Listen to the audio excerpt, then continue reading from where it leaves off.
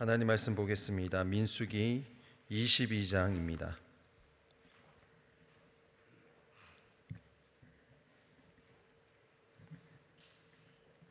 민수기 22장 봉독하겠습니다. 이스라엘 자손이 또 진행하여 모압 평지에 진쳤으니 요단 건너편 곧 여리고 맞은편이더라. 십볼의 아들 발락이 이스라엘이 아모리인에게 행한 모든 일을 보았으므로 모압이 심히 두려워하였으니 이스라엘 백성의 많음을 인함이라. 모압이 이스라엘 자손의 영고로 번민하여 미디안 장로들에게 이르되 이제 이 무리가 소가 밭의 풀을 뜯어 먹음 같이 우리 사면에 있는 것을 다 뜯어 먹으리로다 하니 때에 십볼의 아들 발락이 모압 왕이었더라. 그가 사자를 부올의 아들 발람의 본향 강변 부돌에 보내어 발람을 부르게 하여 가로되 보라, 한 민족이 애굽에서 나왔는데 그들이 지면에 덮여서 우리 맞은편에 거하였고 우리보다 강하니 청컨대 와서 나를 위하여 이 백성을 저주하라. 내가 혹 쳐서 이기어 이 땅에서 몰아내리라. 그대가 복을 비는 자는 복을 받고 저주하는 자는 저주를 받을 줄 내가 알미니라. 모압 장로들과 미디안 장로들이 손에 복술의 예물을 가지고 떠나 발람에게 이르러 발락의 말로 그에게 고하매 발람이 그들에게 이르되 이 밤에 여기서 유숙하라. 여호와께서 내게 이르시는 대로 너희에게 대답하리라. 모압 귀족들이 발람에게서 유하니라.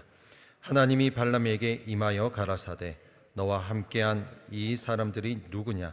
발람이 하나님께 고하되 모압 왕 십볼의 아들 발락이 내게 보낸 자라 이르기를 보라, 애굽에서 나온 민족이 있어 지면에 덮였으니 이제 와서 나를 위하여 그들을 저주하라. 내가 혹 그들을 쳐서 몰아낼 수 있으리라 하나이다. 하나님이 발람에게 이르시되 너는 그들과 함께 가지도 말고 그 백성을 저주하지도 말라. 그들은 복을 받은 자니라. 발람이 아침에 일어나서 발락의 귀족들에게 이르되 너희는 너희의 땅으로 돌아가라. 내가 너희와 함께 가기를 여호와께서 허락지 아니하시느니라. 모압 귀족들이 일어나 발락에게로 가서 고하되 발람이 우리와 함께 오기를 거절하더이다. 발락이 다시 그들보다 더 높은 귀족들을 더 많이 보내매 그들이 발람에게로 나아가서 그에게 이르되 십볼의 아들 발락의 말씀에 청컨대 아무 것에도 거리끼지 말고 내게로 오라. 내가 그대를 높여 크게 존귀케 하고 그대가 내게 말하는 것은 무엇이든지 시행하리니 청컨대 와서 나를 위하여 이 백성을 저주하라 하시더이다. 발람이 발락의 신하들에게 대답하여 가로되 발락이 그 집에 은 금을 가득히 채워서 내게 줄지라도 내가 능히 여호와 내 하나님의 말씀을 어기어 덜하거나 더하지 못하겠노라. 그런즉 이제 너희도 이 밤에 여기서 유하라. 여호와께서 내게 무슨 말씀을 더하실는지 알아보리라. 밤에 하나님이 발람에게 임하여 이르시되 그 사람들이 너를 부르러 왔거든 일어나 함께 가라. 그러나 내가 내게 이르는 말만 준행할지니라. 발람이 아침에 일어나서 자기 나귀의 안장을 지우고 모압 귀족들과 함께 행하니 그가 행함을 인하여 하나님이 진노하심으로 여호와의 사자가 그를 막으려고 길에 서니라. 발람은 자기 나귀를 타고 그 두 종은 그와 함께 있더니 나귀가 여호와의 사자가 칼을 빼어 손에 들고 길에 선 것을 보고 길에서 떠나 밭으로 들어간지라. 발람이 나귀를 길로 돌이키려고 채찍질하니 여호와의 사자는 포도원 사이 좁은 길에 섰고 좌우에는 담이 있더라. 나귀가 여호와의 사자를 보고 몸을 담에 대고 발람의 발을 그 담에 비비어 상하게 하매 발람이 다시 채찍질하니 여호와의 사자가 더 나아가서 좌우로 피할 데 없는 좁은 곳에 선지라. 나귀가 여호와의 사자를 보고 발람의 밑에 엎드리니 발람이 노하여 자기 지팡이로 나귀를 때리는지라. 여호와께서 나귀의 입을 여시니 발람에게 이르되 내가 내게 무엇을 하였기에 나를 이같이 3번을 때리느뇨. 발람이 나귀에게 말하되 내가 나를 거역하여 영곤히 내 손에 칼이 있었다면 곧 너를 죽였으리라. 나귀가 발람에게 이르되 나는 내가 오늘까지 내 일생에 타는 나귀가 아니냐. 내가 언제든지 내게 이같이 하는 행습이 있더냐. 가로되 없었느니라. 때에 여호와께서 발람의 눈을 밝히심에 여호와의 사자가 손에 칼을 빼어 들고 길에 선 것을 보고 머리를 숙이고 엎드리니 여호와의 사자가 그에게 이르되 너는 어찌하여 내 나귀를 이같이 3번 때렸느냐. 보라, 내 길이 내 앞에 패역함으로 내가 너를 막으려고 나왔더니 나귀가 나를 보고 이같이 3번을 돌이켜 내 앞에서 피하였느니라. 나귀가 만일 돌이켜 나를 피하지 아니하였다면 내가 벌써 너를 죽이고 나귀는 살렸으리라. 발람이 여호와의 사자에게 말씀하되 내가 범죄하였나이다. 당신이 나를 막으려고 길에 서신 줄을 내가 알지 못하였나이다. 당신이 이를 기뻐하지 아니하시면 나는 돌아가겠나이다. 여호와의 사자가 발람에게 이르되 그 사람들과 함께 가라. 내가 내게 이르는 말만 말할지니라. 발람이 발락의 귀족들과 함께 가니라. 발락이 발람에 온다는 함을 듣고 모압 변경의 끝 아르논가에 있는 성읍까지 가서 그를 영접하고 발락이 발람에게 이르되 내가 특별히 보내어 그대를 부르지 아니하였느냐. 그대가 어찌 내게 오지 아니하였느냐. 내가 어찌 그대를 높여 존귀케 하지 못하겠느냐. 발람이 발락에게 이르되 내가 오기는 하였으나 무엇을 임의로 말할 수 있으리까. 하나님이 내 입에 주시는 말씀 그것을 말할 뿐이니이다. 발람이 발락과 동행하여 기럇 후솥에 이르러서는 발락이 우양을 잡아 발람과 그와 함께한 귀족을 대접하였더라. 아침에 발락이 발람과 함께하고 그를 인도하여 바알의 산당에 오르매 발람이 거기서 이스라엘 백성의 진 끝까지 보니라. 아멘.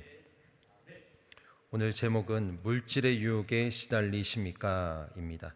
요절 말씀 20절 같이 읽겠습니다.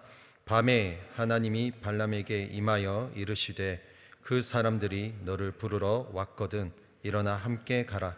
그러나 내가 내게 이르는 말만 준행할지니라. 아멘. 모압 왕 발락이 이스라엘의 출현으로 인하여 나라의 국경이 위태롭게 될 것을 우려했다. 이에 예언자 발람을 초청했다. 발람은 그가 한 축복과 저주의 말이 틀림없이 그대로 실현되는 힘을 지닌 사람으로 알려져 있었다. 발락은 그를 통해서 이스라엘을 저주함으로 이스라엘을 전쟁으로 물리치고 인근에서 추방할 수 있을 것을 기대했다. 발람은 비록 하나님의 백성은 아니었지만 하나님께서 전 세계를 지배하신다는 사실을 알고 있었다. 그는 발락의 초청에 대해서 오직 하나님께서 이르시는 대로 행동하겠다고 답변했다. 그래서 처음에는 발락의 초청을 거절했다. 그러자 발락은 더 높은 사절단을 그에게 파견했고 무엇보다도 발람이 원하는 만큼 존귀하게 대접할 것을 약속했다. 발람은 이에 대해 그러한 사례와는 상관없이 우선 하나님의 뜻을 알아보고 이에 따라야 한다고 대답했다. 그러나 하나님께서 허락지 않으신 것을 또다시 묻는 것 자체가 이미 하나님의 뜻을 어긴 것이었다. 결국 다음 날 나귀를 타고 모압으로 향해 가던 발람은 하나님의 사자를 만나는 경험을 하게 되었다. 발락은 하나님의 선민인 이스라엘을 대적하기 위해 물질과 권력을 사용하였다. 많은 물질과 명예를 믿기로 발람을 유혹했다. 이것은 사단이 예수 그리스도를 물질과 높은 지위 그리고 권력으로 유혹했던 방법과 유사하다. 결국 발람은 모압과 미디안 장로들이 가져온 복술의 예물과 그들의 제한한 명예의 마음을 빼앗겨 발락의 초청을 받아들이고 만다. 물욕과 명예욕을 철저히 경계하지 않는다면 우리는 하나님으로부터 반드시 멀어지고 말 것이다. 아멘. 오늘 물질의 유혹에 시달리십니까? 라는 제목으로 하나님 말씀 증거하겠습니다. 오늘 이 본문 말씀은 모압 평지에서 진을 치고 있는 이스라엘 백성들에게 일어났던 사건이었습니다. 그 위치는 요단 건너편 여리고 맞은편이라고 1절에 기록하고 있습니다. 그리고 인물 중에서는 오늘 본문에 보았지만 십볼의 아들 발락이 등장합니다. 그는 모압 왕이었습니다. 모압 족속의 근원은 롯의 큰딸이 자기 아버지와 근친상간으로 인해 태어난 아들 모압이었습니다.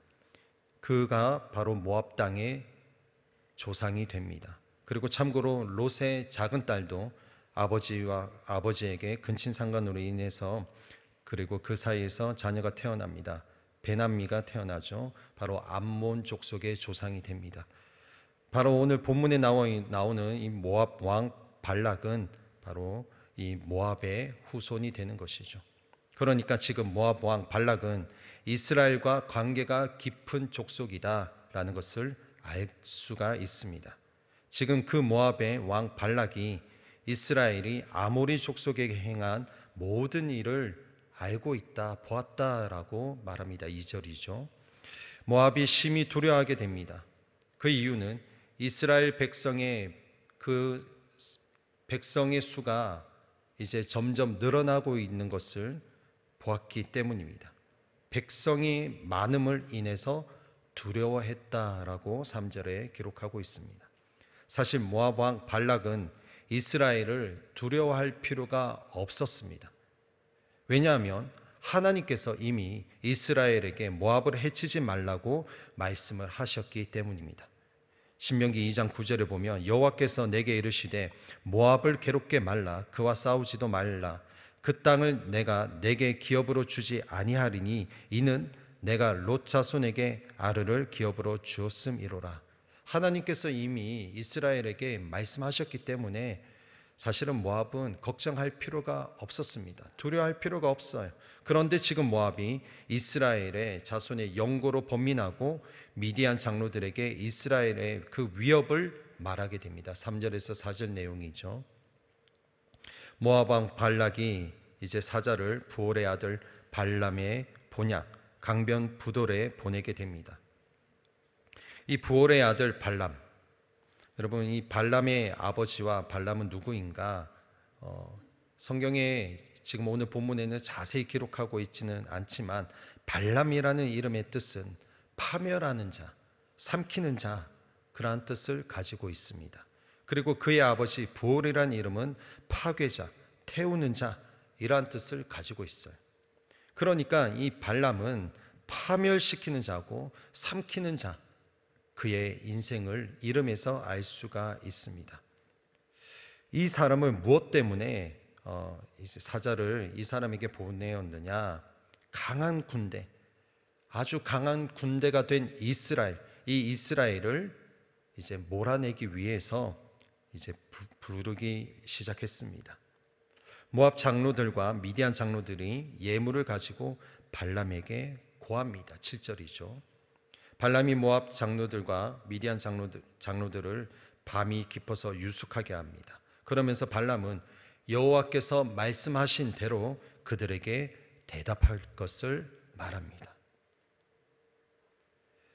나중에 조금 있다가 보겠지만은 이 발람은 어떻게 여호와를 알고 있었느냐라는 좀 고민이 생깁니다. 그 질문을 가지고 이제 본문을 보겠습니다. 하나님이 발람에게 말씀을 하셨어요. 모압 장로들과 미디안 장로들과 같이 가지 않기를 말씀합니다. 그리고 모압 왕 발락이 더 높은 귀족들을 발람에게 이제 보냅니다. 더 많이 보냅니다. 15절이죠. 이때 발람이 또 여호와의 음성을 듣고자 유숙하게 합니다. 19절에 20절이죠. 그런데 여호와 하나님의 음성을 듣기를 원했다라고 성경 기록하고 있지만 사실 발람은 물질의 탐욕이 이미 그의 마음에 자리 잡고 있었다라는 것을 18절에 기록하고 있습니다.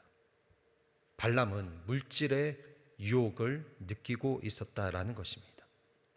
그리고 밤에 하나님이 발람에게 임하여 말씀하십니다. 20절에 하나님께서 함께 가라라고 말씀하셔서 다음날 아침에 나귀의 안장을 지우고 모압 귀족들과 함께 출발합니다. 하나님께서 처음에 가지 말 것을 말씀하셨는데 다시 가라고 말씀하신 것은 하나님께서 마음이 변동이 일어나신 것이 아니라 하나님께서 큰 그림을 가지고 큰 계획을 가지고 발람에게 말씀하셨다라는 거죠. 여호와 하나님의 사자가 발람의 가는 길을 막게 되는 사건이 22절에 나옵니다. 발람과 일행 두 종들 모두 여호와 하나님의 사자를 보지 못합니다. 그러나 짐승인 나귀는 여호와의 사자를 보고 천사를 보고 있습니다. 그 여호와의 사자는 어떤 모습이었냐? 칼을 빼어 손에 들고 있는 모습이었다라고 기록하고 있죠. 나귀가 가는 길에서 이탈하여 밭으로 들어갑니다. 도망가죠. 이때 발람이 나귀를 길로 돌이키려고 책질을 가합니다. 23절이죠. 나귀가 좌우에 담이 있는 포도원 사이 좁은 길에서 나귀가 자기 몸을 발람의 몸을 밀치게 합니다. 몸에 대고 발람의 발을 그 담에 비비게 합니다. 상하게 한다라는 거죠. 좁은 벽 사이에 발람의 다리가 상하게 되는 장면이 25절에 있습니다. 발람은 그래서 다시 나귀에게 채찍질을 가합니다. 25절입니다. 그때 여호와 하나님의 사자가 천사가 더 나아가서 오른쪽 왼쪽 좌우에 피할 수 없는 더 좁은 곳으로 코너에 몰아버리게 합니다. 나귀는 발람을 태운 채로 천사 앞에 하나님 사자 앞에 앉아버립니다. 주저앉아버립니다. 발람은 화가 나서 지팡이로 나귀를 때립니다. 자, 이때 신비한 사건이 일어납니다. 하나님께서 나귀의 입을 열어 말할 수 있게 하십니다. 이렇게 말하죠. 내가 무엇을 잘못했다고 이렇게 3번씩이나 나를 때리십니까? 이 말을 듣고 발람이 말합니다. 네가 나를 놀렸기 때문이다. 내 손에 칼만 있었더라면 벌써 너를 죽여버렸을 것이다. 나귀가 다시 말합니다. 나는 오늘까지 당신이 평생 타고 다니는 나귀가 아닙니까? 내가 당신에게 이렇게 한 적이 있었습니까? 발람이 말합니다. 없었다라고 말합니다. 그때 여호와께서 발람의 눈을 밝히시자 여호와의 사자가 손에 칼을 빼어 들고 길에 서 있는 그 모습을 이제 보게 하십니다. 그리고 그제서야 발람이 머리를 숙여서 땅에 엎드리게 됩니다. 31절에 나오죠. 영안이 가려지면은 여러분 하나님이 하시는 일을 볼 수 없다라는 겁니다. 탐욕과 교만이 우리를 장악하게 되면 하나님께서 하시는 일을 우리가 볼 수 없다라는 것을 알 수가 있습니다. 이제 여호와의 사자 천사가 발람에게 말합니다. 너는 왜 나귀를 이와 같이 3번씩이나 때렸느냐? 네가 가서는 안 될 길을 가기 때문에 내가 너를 막으려고 왔으나 나귀가 나를 보고 3번이나 피해갔다. 만일 나귀가 피하지 않았더라면 내가 벌써 너를 죽이고 나귀만 살려두었을 것이다 라고 천사가 말합니다. 발람은 그제서야 말합니다. 34절이죠. 내가 죄를 범했습니다. 나는 당신이 나를 막으려고 길에 서 있는 것을 몰랐습니다.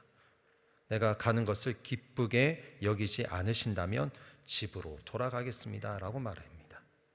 천사가 말합니다. 35절에 이 사람들과 함께 가라. 그러나 너는 내가 너에게 일러주는 말만 해야 된다라고 말합니다. 발람은 이 말을 듣고 그들과 함께 발락에게 갑니다. 발락이 발람이 온다는 말을 듣고 모압의 국경 아르논 강변에 있는 아르성까지 가서 맞이하게 됩니다. 자기 성에 있는 것이 아니라 더 나가서 먼저 맞이하게 되죠. 36절이죠. 37절에 발락이 발람에게 말합니다. 내가 당신을 불러오려고 사신을 보내고 또 보내지 않았습니까? 어찌하여 곧바로 나에게 오지 않았나요? 내가 당신을 존귀하게 대접할 능력이 없었다고 생각했나요? 라고 말하는 거죠. 그러자 발람이 말합니다. 내가 이렇게 오기는 하였습니다만 무엇을 말할 수 있겠습니까? 다만 하나님이 나에게 일러주시는 말만 할 따름입니다 라고 대답합니다. 그리고 발람은 발락과 함께 기랄 후손으로 갑니다. 39절에 거기서 발락은 소와 양을 잡고 발람과 그리고 자기와 함께 있는 지도자들을 대접하게 됩니다. 다음날 아침에 발락은 발람을 데리고 바알 산당에 올라가서 발람은 이스라엘 백성의 진 끝까지 내려보게 합니다. 그리고 23장, 24장에서 발람의 예언이 이어지게 됩니다. 오늘 본문에서 발람은 하나님을 존중하는 태도를 보입니다. 그렇죠? 하나님에 대한 순종으로 미디안 장로들을 따라가기를 2번이나 거절했고 결국에 이스라엘을 저주하는 대신 하나님의 뜻대로 이스라엘을 축복하게 됩니다. 그렇다면 발람은 하나님의 선지자일까요? 여호수아 13장 22절에 발람을 술사라고 말하고 있습니다. 여호수아 13장 22절에 이스라엘 자손이 그들을 도륙하는 중에 부올의 아들 술사 발람도 칼날로 죽였었더라. 성경에서 하나님의 선지자를 술사라고 마술사라고 그렇게 말하지 않습니다. 그렇게 부르지 않습니다.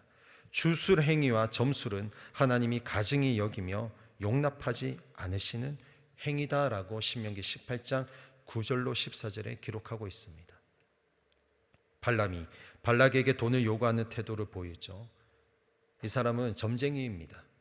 점쟁이이지만 비록 사단에게 매여 있는 이 사람이지만 하나님은 그를 통해서 이스라엘에게 하시고자 했던 메시지가 있었다라는 것입니다. 발람은 하나님의 선지자이거나 혹은 중간에 악해진 선지자가 아니라 본래 악한 술사였습니다. 이를 신약 성경에도 얘기를 하고 있습니다. 베드로후서 2장 15절에 저희가 바른 길을 떠나 미혹하여 부올의 아들 발람의 길을 쫓는도다. 그는 불의의 삭을 사랑하다가 라고 말합니다. 불의의 삭, 물질을 사랑했던 자가 발람이었어요. 유다서 1장 11절에 화 있을진저 이 사람들이여 가인의 길에 행하였으며 삭을 위하여 발람의 어그러진 길로 몰려갔으며 고라의 폐역을 쫓아 멸망을 받았도다. 발람이 어그러진 길로 몰려갔다라고 기록하고 있어요.